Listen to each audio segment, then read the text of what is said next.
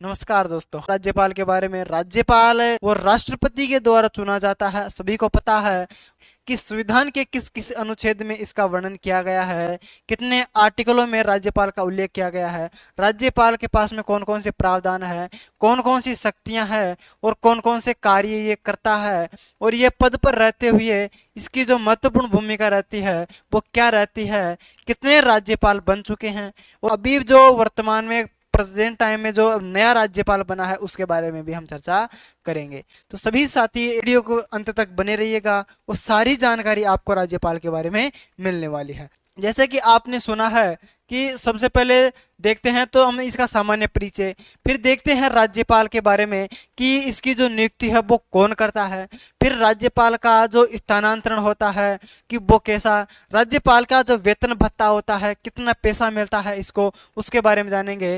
राज्यपाल के बारे में हम साथी देखेंगे कि इसका जो राज्यपाल जो प्रमुख होता है, कितने राज्यों का ये प्रमुख रह सकता है, राज्यपाल की विवेकाधीन शक्तियां कौन सी होती है, विधायी शक्तियां कौन सी होती है, राज्यपाल के द्वारा राज्य का जो आधिकारिक जो नियुक्ति करता है वो क्यों किस प्रकार से करता है, संविधान प्रत्यक्ष व उपलब्ध जो विवेकाधीन शक्तियां होती है वो कौन सी होती है, अप्रत्यक्ष रूप से प्राप्त विवेकाधीन शक्तियां होती है वो कौन सी है, प्रत्यक्ष और अप्रत्यक्ष होती है वो किस प्रकार से होती है, सारी जानकारी आपको इस वीडियो में मिलने वाली है। अनुच्छेद 153 में प्रत्येक राज्य के लिए एक राज्यपाल का प्रावधान किया गया है। राज्यपाल राज्य का कार्यकारी प्रमुख होता है। तो राज्यपाल राज्य का कार्यकारी प्रमुख तो होता है, राज्य की सभी कार्यकारी प्रक्रिया राज्यपाल के नाम से की जाती है। सभी को ध्यान रखना है, राज्य में राज्यपाल की भूमिका लगभग वैसी होती है जैसे केंद्र में राष्ट्रपति की होती है। अब राष्ट्रपति से तुलना किसकी हो गई, राज्यपाल की हो गई। अब इस प्रकार से एक मोस्ट बात है उसको ध्यान रखना है कि राज्य सरकार एवं उनकी जो कार्य प्रणाली का जो वर्णन है वो संविधान के भाग 6 में अनुच्छेद 152 से लेकर के अनुच्छेद 237 के अंतर्गत किया गया है।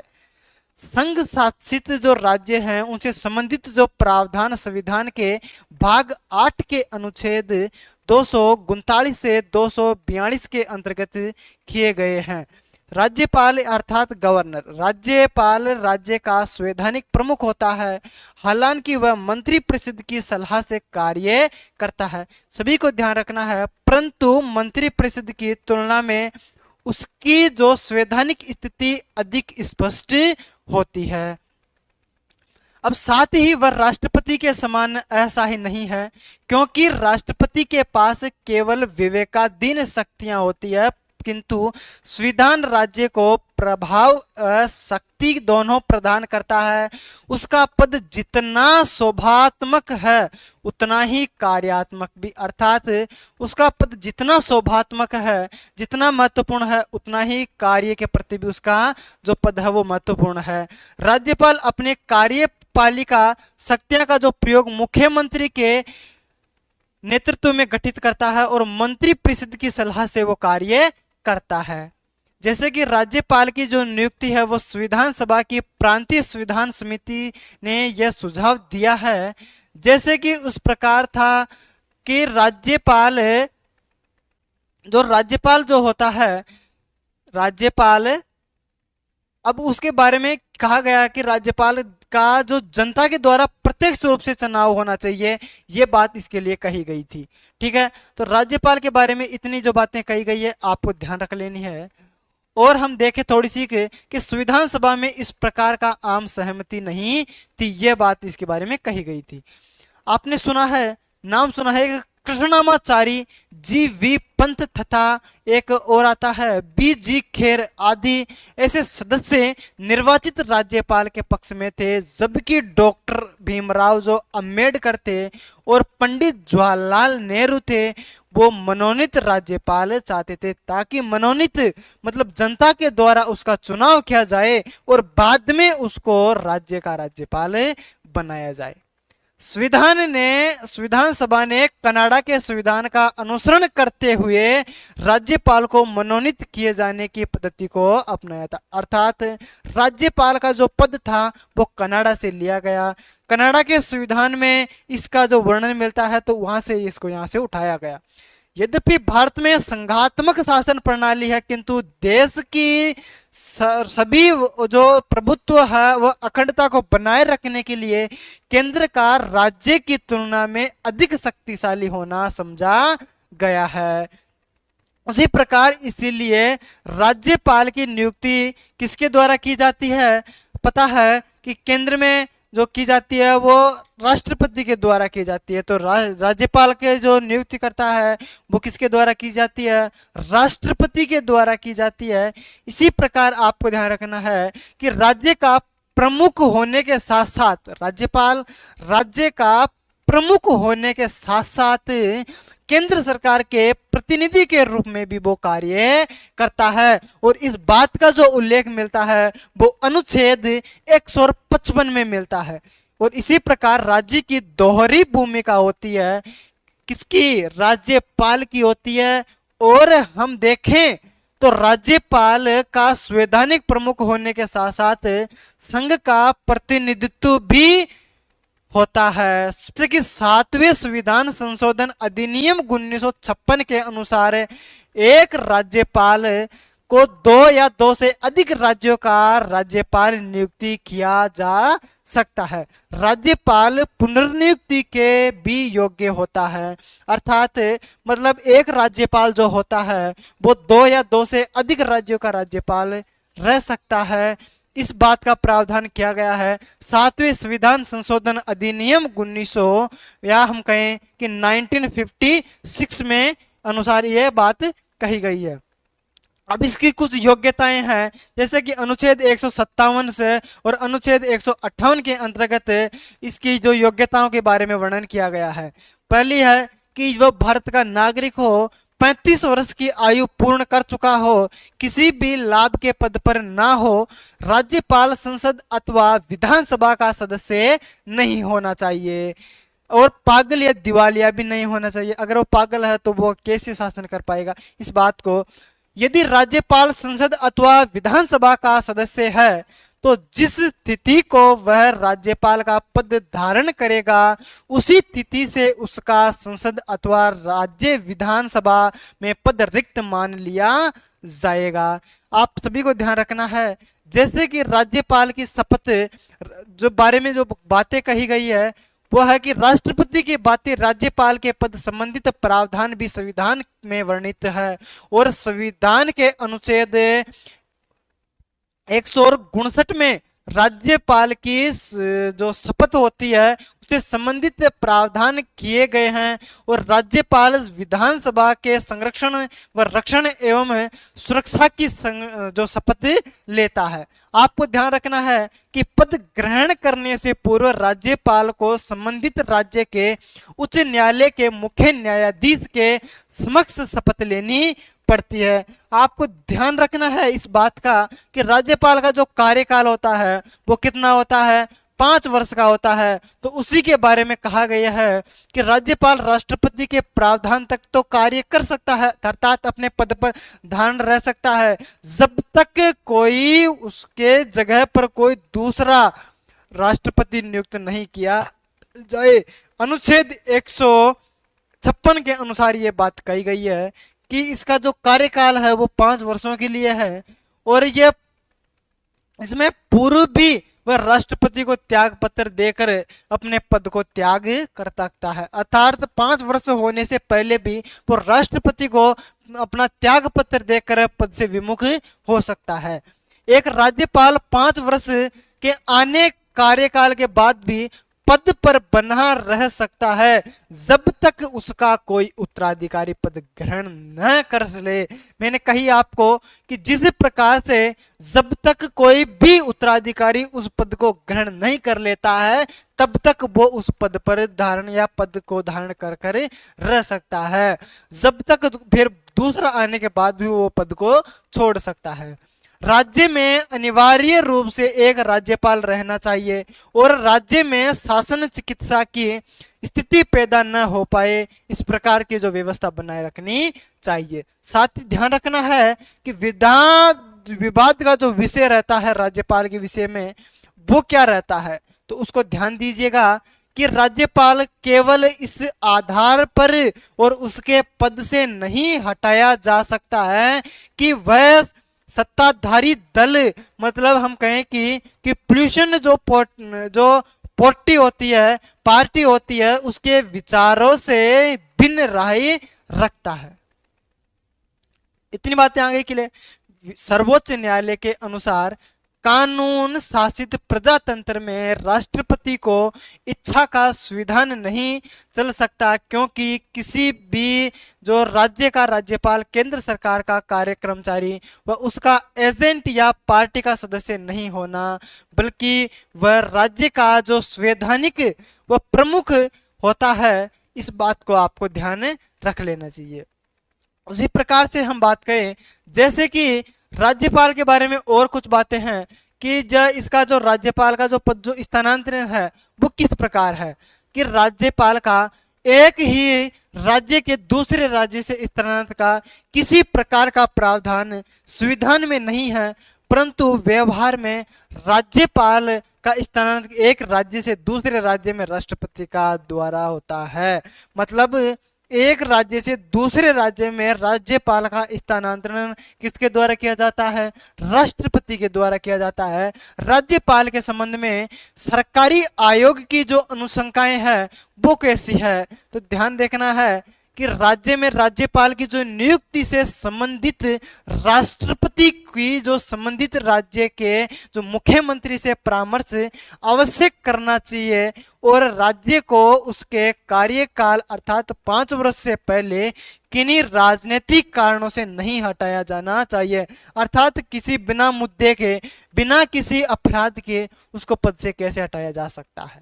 राज्यपाल एक सक्रिय राजनीतिज्ञ नहीं होना चाहिए, साथ ही उसे स्थानांतरीय दलीय राजनीति से संबंधित नहीं होना चाहिए और राज्यपाल को अनुच्छेद आर्टिकल 356 को लागू करने की सिफारिश करने के से पहले विभिन्न संभव विकल्पों की जो तलाश करनी चाहिए और अनुच्छेद 356 का प्रयोग अंतिम विकल्प के रूप में होना चाहिए। राज्यपाल के द्वारा मंत्रिमंडल को बहुत सिद्धि करने के लिए आदेश सदन के पटल का प्रमुख किया जाना चाहिए और ध्यान रखना है न कि वो राजभवन में।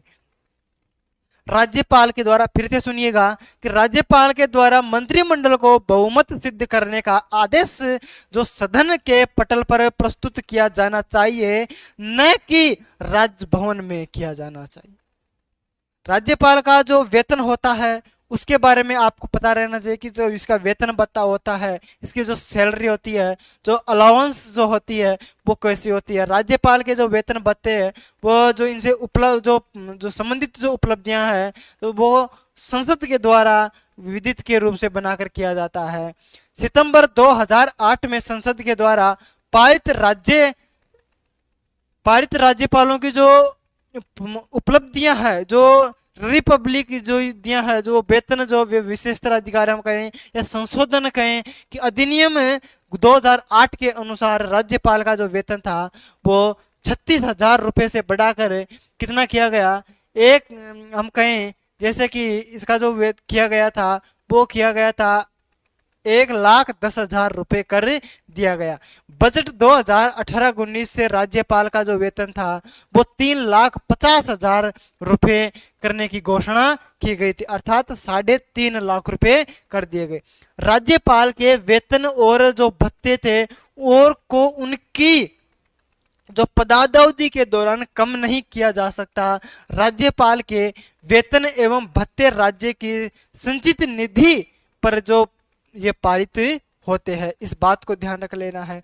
इसी प्रकार से फिर हम कहें कि राष्ट्रपति को जब यह आभास हो कि कोई भी ऐसी घटना घटित हो रही है, कोई भी ऐसी घटना घटित हो रही है तो जिसका संविधान में उल्लेख नहीं हो, तो वो राज्यपाल के कार्यों के निर्वहन से संबंधित में भी वह उपलब्धियां बना सकता है। और जैसे वर्तमान राज्यपाल का निधन होने पर वह संबंधित राज्य के उच्च न्यायालय के मुख्य न्यायाधीश को अस्थायी तौर पर राज्यपाल का कार्यभार सौंप सकता है। इस बात की आपको जानकारी रख लेनी है। इससे संबंधित राज्यपाल से संबंधित कुछ जो अनुच्छेद हैं, जैसे कि मैं आपसे कहूं 153 की हम बात करते हैं, जैसे कि 153 की हम बात करें, अब 153 में क्या किया गया है तो वो आपको ध्यान रखना है। इसमें राज्यों के राज्यपाल के बारे में बताया गया है। किसके बारे में बताया गया है? राज्य के राज्यपाल के बारे में बताया गया है। और आपको ध्यान रखना है इसमें जो बताया गया है 154 में राज्यों की कार्यपालिका शक्ति का राज्यपाल में निहित होना चाहिए। और आपको ध्यान रखना है कि 160 आकस्मिक और राज्यपाल के कार्य 161 में जो बताया गया है वो है कि समा आदि की कुछ मामलों से दंडादेश के जो निलंबन परिवार जो लघुकरण की राज्यपाल की शक्तियां, इसके बारे में बताया है। 163 में मंत्रिपरिषद के द्वारा राज्यपाल को सलाह एवं सहयोग देना, इस बारे में कहा गया है। और 200 में वर्णन किया गया है, आर्टिकल 200 में राज्य जो विधानसभा द्वारा पारित विधेयक पर राज्यपाल की अनुमति के बारे में। और 201 में कि राज्य विधानसभा द्वारा पारित विधेयक को राष्ट्रपति के विचाराधीन सुरक्षित रखना, इस बारे में कहा गया है। 233 में कहा गया, 213 में राज्य की अध्यादेश जारी करने की शक्ति। इंपोर्टेंट आर्टिकल है कि 213 में क्या है, कई बार आपको एग्जाम में पूछा भी गया होगा कि राज्यपाल की अध्यादेश जारी करने की जो शक्ति है वो आर्टिकल 213 में है। 233 राज्यपाल के द्वारा जिला न्यायाधीशों की नियुक्ति करता है। जिले न्यायाधीशों की नियुक्ति पूछा जाए आपसे तो आर्टिकल यह 233 के अंतर्गत राज्यपाल के द्वारा की जाती है। वह संसद के द्वारा निर्धारित सभी प्रकार की उपलब्धियां विशेषाधिकार होता है। यह उसका जो होता है या उसका जो हकदार वो होता है। आपको ध्यान रखना है जब एक ही व्यक्ति 2 या 2 से अधिक राज्यों का राज्यपाल नियुक्त किया जाता है तब उसे दिया जाने वाला वेतन अर्थात भत्ता व उन राज्यों के वेतन से कि ऐसे अनुपात में आवंटित या अलाउंट किया जाता है जो राष्ट्रपति के द्वारा निर्धारित किया जाए।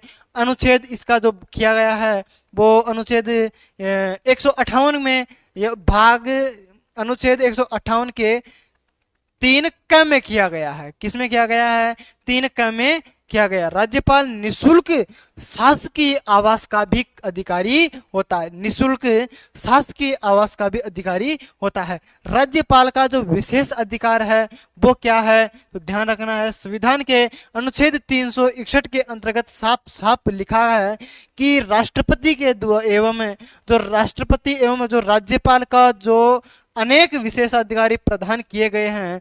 राज्यपाल अपने पद पर रहते हुए अपने द्वारा किए गए कार्यों के लिए किसी भी न्यायिक या अभियोग के लिए उत्तराधिकारी नहीं होगा। राज्यपाल के किसी भी कार्य के लिए उसके पद धारण के दौरान उसके विरुद्ध केवल सिविल मुकदमा चलाया जा सकता है और आपराधिक जो मुकदमे नहीं, किंतु उसके लिए भी निम्नलिखित 3 जो शर्तें हैं वो पूरी करनी होती है। अब वो 3 शर्तें कौन कौन सी होती है तो वो आपको बहुत इंपॉर्टेंट है, उसके बारे में भी आपको ध्यान रखना है। अब वो 3 शर्तें होती है।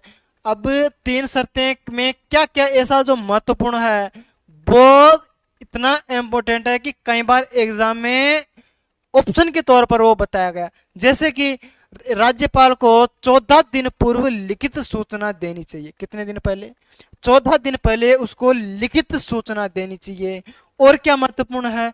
महत्वपूर्ण यह है कि ऐसी सूचना के बाद कम से कम 2 महीने का समय देना होगा और सूचना में पक्षकार का नाम, पता तथा कार्यवाही की प्रकृति का विवरण देना होगा। यह बात आपको ध्यान रख लेनी है। उच्च न्यायालय ने यह स्पष्ट कहा है कि राज्यपाल का जो प्राप्त जो संवैधानिक विशेषाधिकार है, राज्यपाल को जो प्राप्त संवैधानिक जो विशेष अधिकार है वे संविधान के प्रावधानों के उल्लंघन के लिए नहीं है। अब राज्यपाल की कुछ शक्तियां हैं, राज्यपाल की कुछ शक्तियां हैं, वो कौन कौन सी शक्तियां हैं वो आपके सामने है।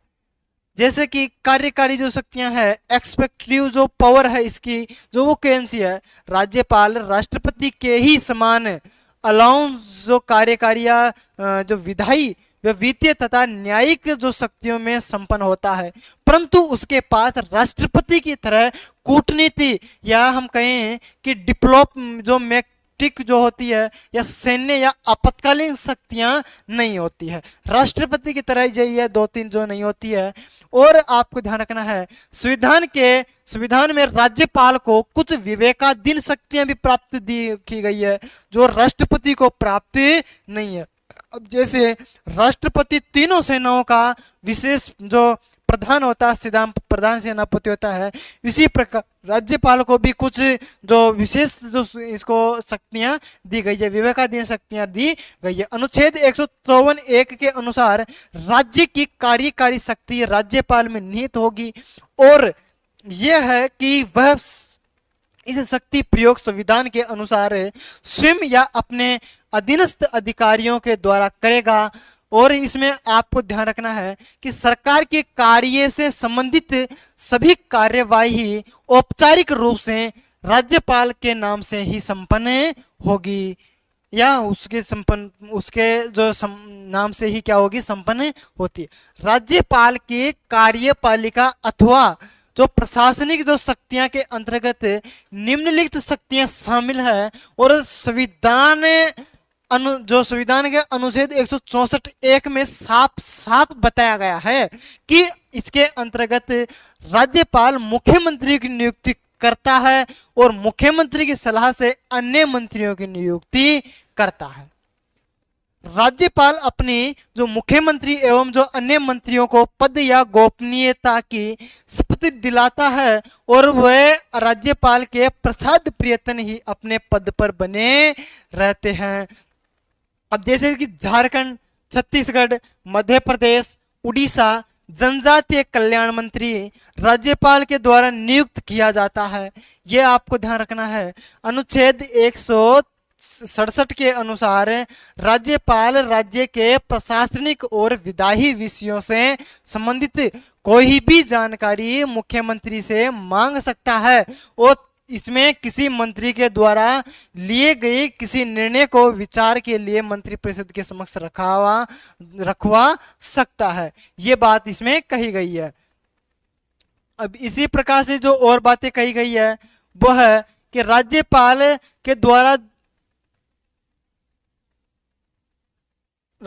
के द्वारा उच्च अधिकारियों की जो नियुक्ति है वो है कि राज्य के महाधिवक्ता की जो नियुक्ति है राज्य लोक सेवा आयोग के अध्यक्ष पद सदस्यों की एवं उनके जो सदस्यों की नियुक्ति के बारे में, राज्य निर्वाचन आयोग के अध्यक्ष एवं अन्य सदस्यों की नियुक्ति के बारे में और विश्वविद्यालय के जो उपकुलाधिपतियों की नियुक्ति और राज्य वित्त आयोग का जो गठन, इनका जो ये प्रधान होता है। राज्यपाल उच्च न्यायालय के न्यायाधीशों की नियुक्ति के विषय में राष्ट्रपति को परामर्श देता है। क्या देता है? उसको सूचना देता है, उसे परामर्श लेता है, परामर्श देता है और सूचना, या हम कहें कि राज्यपाल को राज्य लोक सेवा आयोग के सदस्यों की निलंबित करने का अधिकार भी प्राप्त है। राज्य में संवैधानिक तंत्र के विफल हो जाने पर राज्यपाल अनुच्छेद 356 के अंतर्गत राष्ट्रपति शासन की अनुशंसा करता है। राज्य के राष्ट्रपति शासन के दौरान राष्ट्रपति के प्रतिनिधित्व के रूप में राज्यपाल को व्यापक कार्यकारी जो शक्तियां है साथियों प्राप्त हो जाती है। राज्य सूची में इसमें कहा गया है कि इस राज्य सूची की जो विषय है, राज्यपाल को अध्यादेश जारी करने का अधिकार है। समवर्ती सूची में भी उसका यह अधिकार तब तक अधिकार है जब तक संसद के द्वारा बनाए गए कानून से राज्य के विधानसभा द्वारा पारित किए गए कानून जो कानून है साथी, वो कानून किसी राज्य के जो विधानसभा द्वारा बनाए गए कानून का विरोध नहीं करता है। अब इसकी शक्तियां भी है कुछ। अब वो शक्तियां कौन कौन सी है, जैसे कि हम कहें कि राज्यपाल के द्वारा विधायिक जो विभिन्न अंग हैं वो अनुच्छेद 168 में और अनुच्छेद 13 में यह प्रावधान था कि यदि राज्यपाल की दृष्टि से आंग्ल भारतीय समुदाय का विधानसभा में पर्याप्त प्रतिनिधित्व न हो तो राज्यपाल विधानसभा में आंग्ल भारतीय समुदाय के एक ही सदस्यों को मनोनीत कर सकता है और 104वें संविधान संशोधन सदस्यों को मनोनीत कर सकता है। इसमें अधिनियम जो है 104वें संविधान संशोधन अधिनियम 2020 के द्वारा यह प्रावधान समाप्त किया गया है कि यदि विधानमंडल द्विसदनीय है, जो राज्यपाल विधान परिषद के कुल सदस्य 1/6 को मनोनीत कर सकता है और इन सदस्यों को साहित्य, कला, विज्ञान, सहकारी और आंदोलन या समाज सेवा में से किसी या किन्हीं विषयों पर व्यापक अनुभव होना चाहिए। यदि किसी मंत्री ने किसी विषय पर निर्णय लिया और मंत्रिपरिषद ने उस विषय पर संज्ञान या न लिया तो राज्यपाल व मुख्यमंत्री से उस पर मामले में विचार करने की मांग कर सकता है।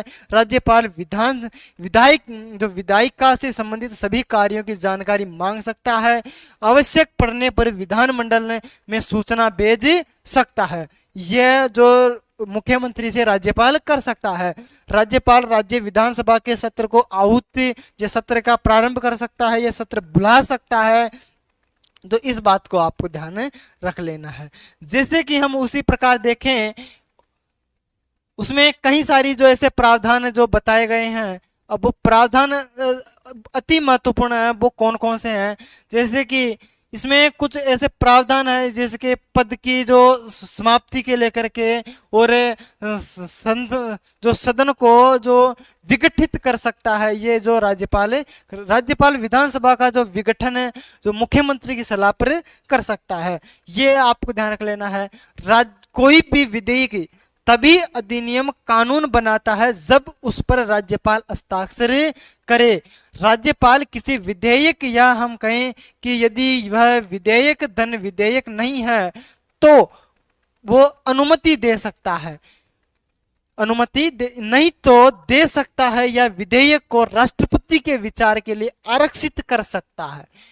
राज्यपाल दोनों सदनों को अधिवेशन के लिए आहूत कर सकता है। नए विधानमंडल के गठन के तत्काल बाद पहली बैठक एवं प्रत्येक वर्ष का प्रथम अधिवेशन राज्यपाल के अभिभाषण से आरंभ किया जाता है। अध्यादेश जारी करने की जो शक्ति होती है वो राज्यपाल को अध्यादेश जारी करने की शक्ति अनुच्छेद 213 के अंतर्गत प्रदान की गई है। राज्यपाल को अध्यादेश जारी करने की शक्ति एक महत्वपूर्ण विधायिक शक्ति है जो उस समय यह प्रयोग की जाती है जब राज्य का विधानमंडल सत्र में नहीं चल रहा है। राज्यपाल केवल राज्य विधानसभा द्वारा पारित किए गए जा सकने वाले जो विधियां पर ही अध्यादेश जारी कर सकता है और इसका प्रभाव राज्य विधानमंडल द्वारा पारित विधेयों के समान होता है।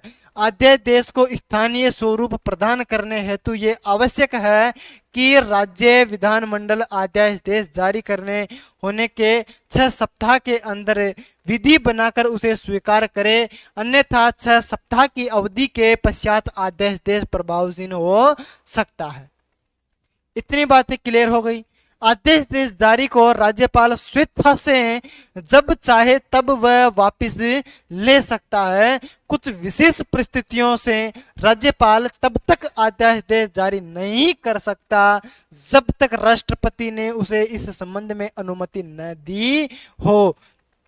जैसे कि ऐसे विधेयक जिसके पारित होने के बाद राष्ट्रपति की पुनरानुमति आवश्यक है, वह विधेयक जो राष्ट्रपति के लिए आरक्षित करने योग्य है।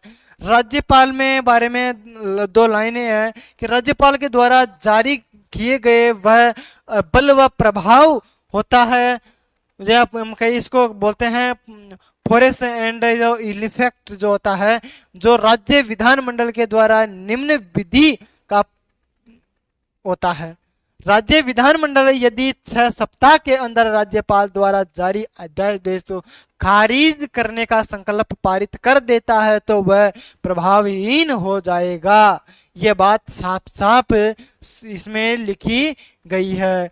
जैसे कि इसी प्रकार से राज्यपाल को कभी अध्यादेश को वापस ले सकता है, राज्यपाल कभी भी अपना जो अध्यादेश को वापस ले सकता है यदि विधान परिषद वाले राज्य में दोनों सदनों की बैठक अलग अलग तिथियों में बुलाई जाती है तो वह 6 सप्ताह की अवधि की गणना 50 वो जो वर्ती होती है पश्चातवर्ती तो उसके बाद वाली जो तिथि से की जाएगी या जिस सदन की बैठक बाद में प्रारंभ होगी गणना उसी सदन की बैठक से प्रारंभ होने की तिथि से की जाएगी। वित्तीय शक्ति की बात करें, जैसे कि इसमें फाइनेंस जो पावर होती है राज्यपाल प्रत्येक वित्तीय वर्ष में प्रारंभ में वित्त मंत्री द्वारा पारित वार्षिक आय व्यय का अनुमानित वित्तीय विवरण विधानमंडल के समक्ष रखवाता है। यह इसका जो वर्णन किया गया है वह आर्टिकल 202 में किया गया है। राज्यपाल को पूर्व सहमति के बिना धन विधेयकों को राज्य विधानसभा में प्रस्तुत नहीं किया जा सकता।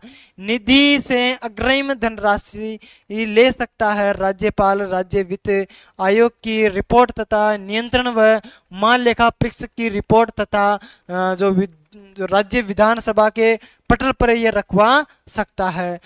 राज्यपाल ग्राम पंचायतों एवं नगर पालिकाओं की वित्तीय स्थिति की समीक्षा के लिए हर 5 वर्ष वित्त आयोग का गठन करता है।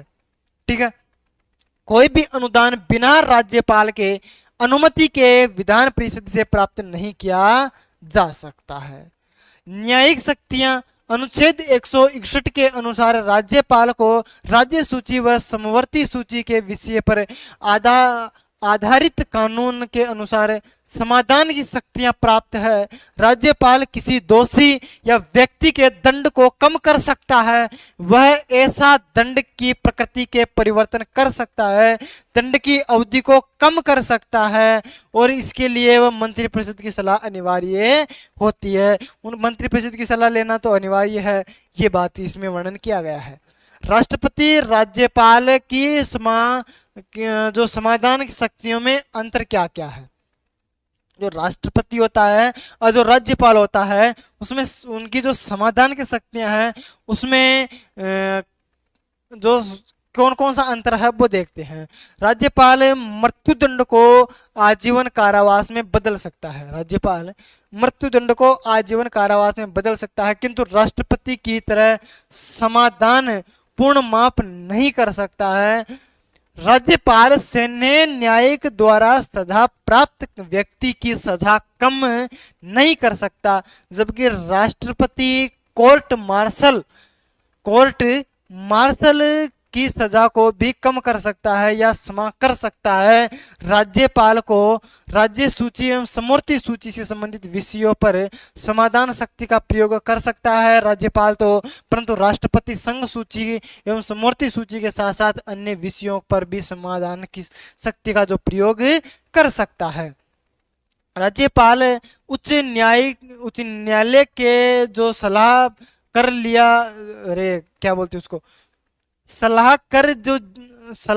जिला न्यायाधीशों की नियुक्ति, स्थानांतरण और प्रोन्नति कर सकता है।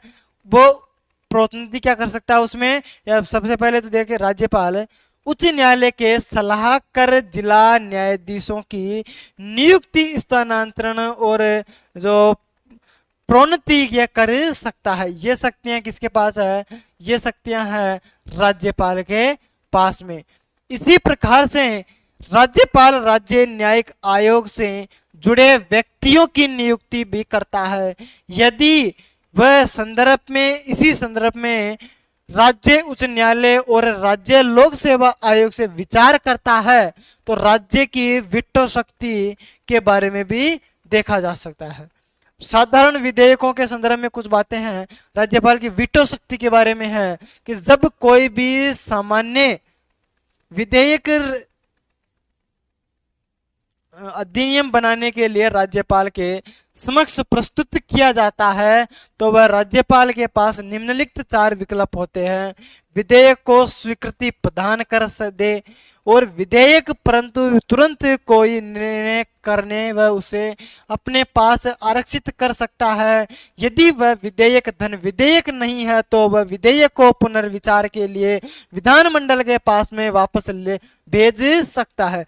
यदि विधानमंडल के द्वारा विधेयक में संशोधन करने के अथवा बिना संशोधन किए पुनः राज्यपाल के पास भेज दिया जाता है तो ऐसी स्थिति में राज्यपाल विलंबन जो कार्य वीटो या सस्पेंसिव जो वीटो कहा जाता है। राज्यपाल कुछ परिस्थितियों में विधेयक को राष्ट्रपति के विचार के लिए सुरक्षित रख सकता है। हम कहें कि किसी भी राज्य विधेयक को राष्ट्रपति के विचार हेतु सुरक्षित रखने की कुछ परिस्थितियां हैं। वो क्या है? यदि विधेयक संविधान के उपबंधों के विरुद्ध हो, यदि राज्य की नीति के निर्देशक तत्वों के विरुद्ध हो, यदि देश हित के विरुद्ध हो, यदि राष्ट्रीय महत्व का हो या अनुच्छेद 31 में उपबंधों से संबंधित हो, किस वित्तीय आपात के समय राज्य और विधानमंडल द्वारा पारित धन विधेयक हो, यदि उच्च न्यायालय की स्थिति को प्रावधान कर सकता हो, यह बातें इसके बारे में कही गई है। अब राज्य जो विशिष्ट जो तथ्य हैं इसके बारे में क्या क्या कहा गया है, जैसे कि श्रीमती जो सरोजनी नायडू है न केवल उत्तर प्रदेश की वरन भारत के किसी भी राज्य की यह प्रथम महिला राज्यपाल थी, मतलब भारत की पहली महिला राज्यपाल थी।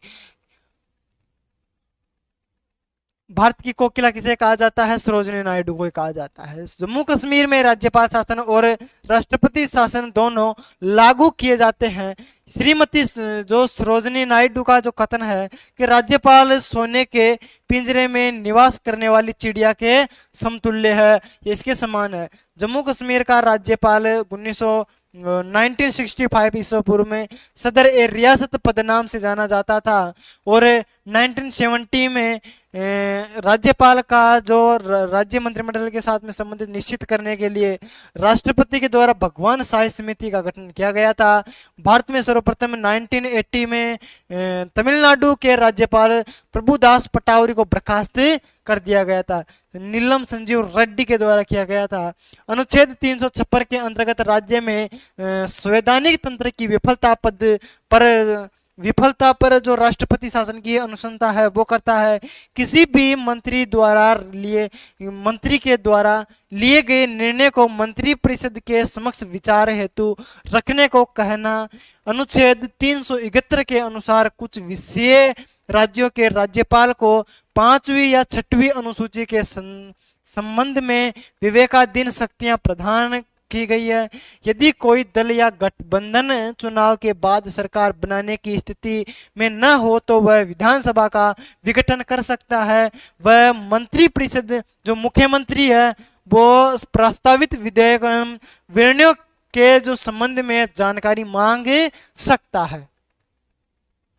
प्रत्यक्ष जो विवेकाधीन शक्तियां होती है वो कौन सी होती है? स्पष्ट बहुमत न होने की स्थिति में अथवा या गठबंधन या दल या बहुमत प्राप्त दल का नेता न चुके जाने की स्थिति में ये मुख्य जो मंत्री होता है उसकी नियुक्ति करना। यदि राज्यपाल को यह प्रतीत हो कि विधानसभा में सरकार का बहुमत समाप्त हो गया है तो वह मुख्यमंत्री को बहुमत सिद्ध करने को या त्याग पत्र देने के लिए कह सकता है। यदि विधानसभा द्वारा अविश्वास प्रस्ताव पारित कर दिया गया है और मंत्री परिषद त्याग पत्र नहीं देती है तो राज्यपाल मंत्री परिषद को भी भंग कर सकता है। राज्यपाल विशेष परिस्थितियों में विवेकाधीन से विधान सभा का अधिवेशन बुला सकता है और वह मुख्यमंत्री सहित किसी भी मंत्री के विरुद्ध भ्रष्टाचार हो आदि के आरोपों के आधार पर मुकदमा दायर करने का आदेश दे सकता है। तो ये हमारा राज्यपाल के बारे में जो मुख्य जो बातें थी वो रही।